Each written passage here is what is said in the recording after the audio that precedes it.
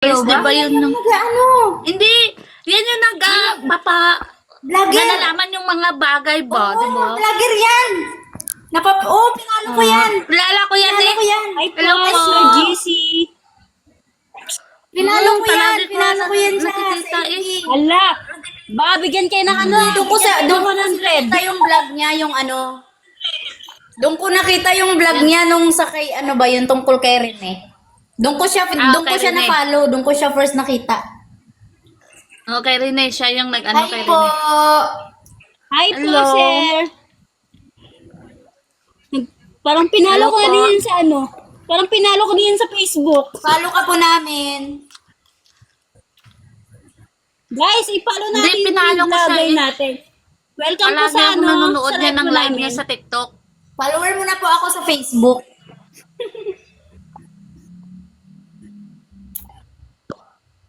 Yes po. So dito po ay nakamute po yung aking recording, so hindi po maririnig yung boses ko. Yun lang pong boses ng mga ayan yung mga guest po. So grateful po ako na ako ay nilagay nila sa live na to, at dito po ang mga sinabi ko, ulitin ko na lang. So yun nga, na it's been an honor na inano nila ako diyan, na nilagay nila ako diyan. Inano pa ako ng host. Shout out sa iyo, boss, sa lahat ng mga guest doon. Yun, thank you. Yun, nag-preach ako dyan, tapos yun na, yung si Madam, yung bigla ko na lang, ayan, si Madam Mika, nandyan siya, bigla ko na lang binanggit yung, ano, about sa father niya. Kasi na-sense ko, yung father niya, ay, yun yung talagang sinusuportahan siya nung nabubuhay pa. So, na-sense ko rin na yung father niya, kaya ako po mabilis na-sense yung father niya, kasi po ay yun nga, sumakabilang buhay na. At yes po, kahit po buhay, kahit po patay na, nasa-sense ko po agad yan. So yun, bigla na lang ako pumasok sa live nila, at bigla nila akong in-accept, and then pagkaano ko, bigla nila akong nakilala. Yun, sinabi ko na, from this moment, pinipreach ko sa kanila na ano man yung pinagdadaanan nila, ay buhay ang Diyos, na nakikinig lang sa atin, at pag nararamdaman naman niya ang pagmamahal natin sa Kanya, kinikilala natin siya, siya po ay nagpaparamdam din kung gaano niya tayo kamahal. So, yun nga, binanggit ko yung kanyang father. So, yung pinagbanggit ko doon, ipa-fast forward ko na lang, at yun yung reaction niya, na bigla na lang po siyang umiyak. Nakapalo din ba kayo sa ano, Facebook page niya? Matagal na ako nakapalo sa kanya, kaya nga namukhaan ko siya agad. Namukhaan ko siya agad, kahit maliit yung panel niya, namukhaan ko agad. Hindi ko pa binasa yung ano niya, yung pangalan niya. Pero yung nakita ko yung sa tattoo niya, yung sa mga tattoo niya na anuhan ko. Nanonotice ko Akala yung... ko Frank. Kaya binasa ko yung ano, kaya binasa ko Nay, yung akala mo Frank? pangalan niya. Oo, kasi naka-off siya. Mukha Bitaw, sino to? thank you po. Thank you po sa pag dito. Saka thank you sa mga good messages na ano, pampalakas ng loob din. Wow. Nag-preach ako sa kanila ng mga salita ni God, dahil alam ko may mga pinagdadaan sila. Alam ko lahat yung mga pagkakaiba nun. At humingi rin ako ng paumanhin, kasi nga inagaw ko yung kanilang time. Di, okay lang po. Okay lang. Ilang po yun? Opo. At eto na yung binabanggit ko, yung problema ni Madam Mika, yung kakayanin. sa family niya, ayan, yung mga, alam niyo na, hindi yung pagkakasunduan nila ng mother niya, pero yung father niya yung pinakalab na love siya sa lahat. Eto na yung response niya doon. Okay. Okay lang ako okay ako Although may mga problema ako about family kasi malayo ako, pero okay ako. Kaya Kay ko. Edwin, Yan yung lagi kong sinasabi sa kanila. Bonita, sawi sa iyo. Pero ito na yung binanggit ko, yung papa niya. Yung papa niyang nasa heaven, at kung gaano siya kamahal, gaano ka-proud sa kanya. Dito na po siya nagsimulang, yan, umiyak. So, pasensya na, Madam Mika. But ito na yun. At doon na niya na-realize nung binabanggit mo yung katangian ng papa niya, kung gaano talaga siya kamahal. Sandalan niya yun, mapagkwentuhan Pero niya. iniintindi ko siya kasi may edad na rin kasi siya eh. Ay, Mar. Nakalagi ako Pakita malayo mo po sa yung kanya. ano, Mar, pakita. At eto na, pinulpower ko na nga yung about sa papa niya. Sinabi ko na yung bago siya mamatay, bago siya nawala, ay siyang hinahanap. Nako po. Baka iyak si Mika ha. Mika, At yung mga reaction ng mga nunod, eto na nga. Inaano na siya. Minamotivate na siya kasi alam nilang iiyak na siya eh. Okay lang yan. Kasi yung sandalan ko eh. Kaso wala na siya.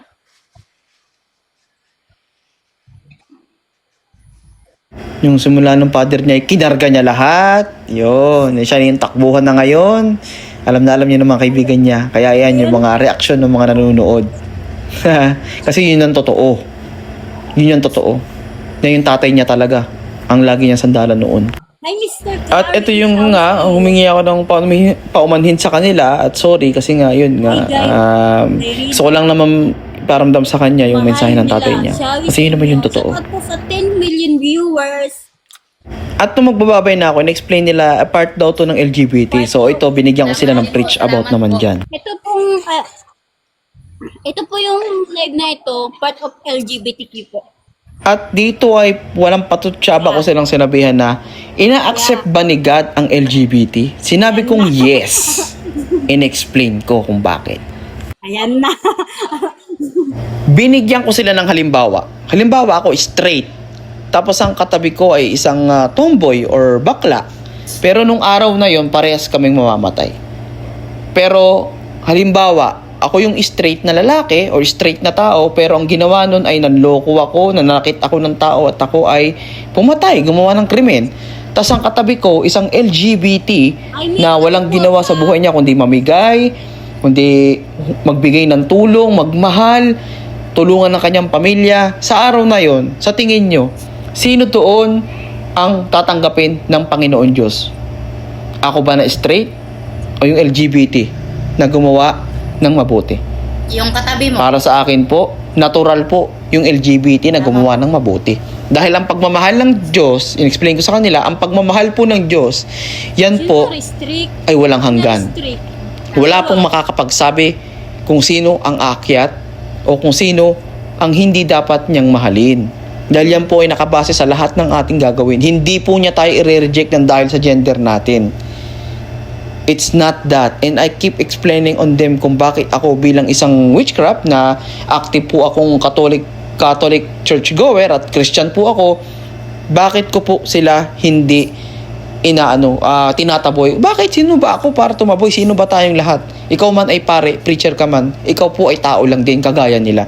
So wala po tayong karapatang i-judge ang isang tao o sino man ng dahil lang sa ating kulay ng balat o ng dahil lang sa ating kasarian. Mali yun at yun ang sinabi ko sa kanila. Hindi po titignan ng Diyos ang ating kasarian, kundi po ang ating nagawa. Kung tayo ba ay proud na humarap sa Kanya, may nagawa ba tayong tama ngayon? Anytime ba? Pwede tayong proud ba tayo? Ganun. Wala po tayong karapatan na saktan ang isang tao ng dahil lang sa kanilang kasarian. Hindi po ganyan ang tunay na pagmamahal ng Diyos. Naman. His love works in mysterious ways and His love is eternal.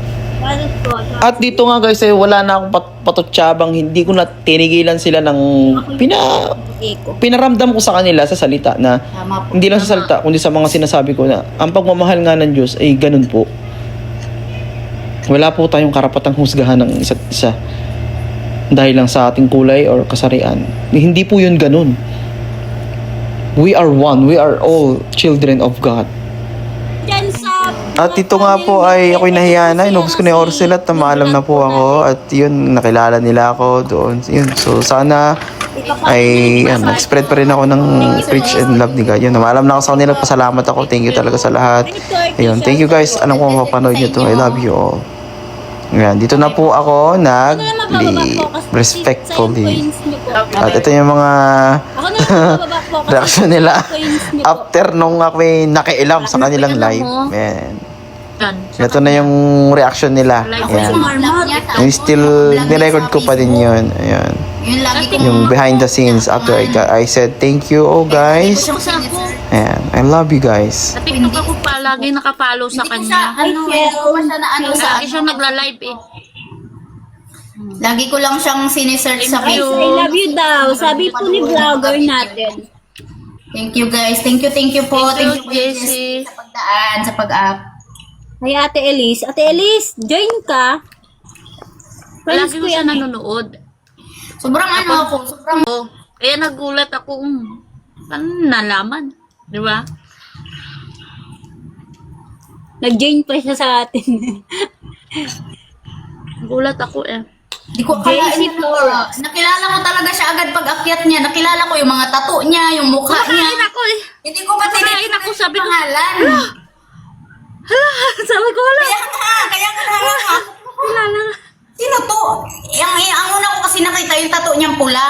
Kaya naalala ko pa. Hindi, kilala ko talaga siya. Babasa ng ano. Kilala ko talaga Kaya siya. napatitig ako sa mukha niya. Sabi ko, wala siya nga. Tapos tinignan ko yung ano, pangalan.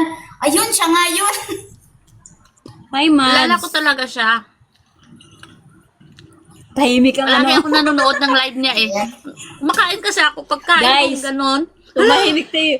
Inay, Ate Mika, tumahimik ang limang guest natin. Hindi, pero ano, parang alam niya yung mga bagay-bagay ba. Thankful ako na umakyat. Bibili sana ako ng Dyan ano ka niya eh, yung medalyon ba. Diyan ka lang. Pero, Aray ko, dyan ka lang. Iiwan mo kami? Subukan mo. Muna ako. Subukan mo kami. Nagulat ako pero thankful ako Oy. na nag-up siya. Di pa ako nakaagahan, di pa ako nakatanghalian. Oy, Hindi. kain muna ako. alam ko na ano, na nahulaan na yung Popcorn pa about lang. sa papa mo. Ano siya. Kaya doon ako nagulat. Naka-charge cellphone ko. Oh. Nagulat Ako ako nga, pero thankful nakacharge. ako. Ikaw lang ba? Ha? Kasi alam niyang minsan may pag hindi kami Yan na. pagkakaunawaan ng parents ko. Hindi talaga kami nagkakaunawaan ng mga pagdating sa bisyo mo. Hindi na nagulat ako. Doon ako. Ayusin ko yung paano eh. Diba? Pero alam niya yung papa ko yung sandalan ko sa lahat. Kaya yun yung unang-una niyang pinanggit.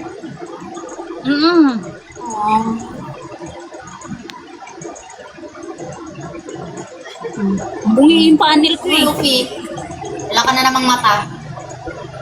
Ako nga, nag-pray ako doon Kasalanan sa mo to, ano. Luffy, ba't ako umiyak? Hindi, kaya ako. Tapos nag-up yun yung lesbian na parang joker ba? Sino yung... Vai que quando vai jogando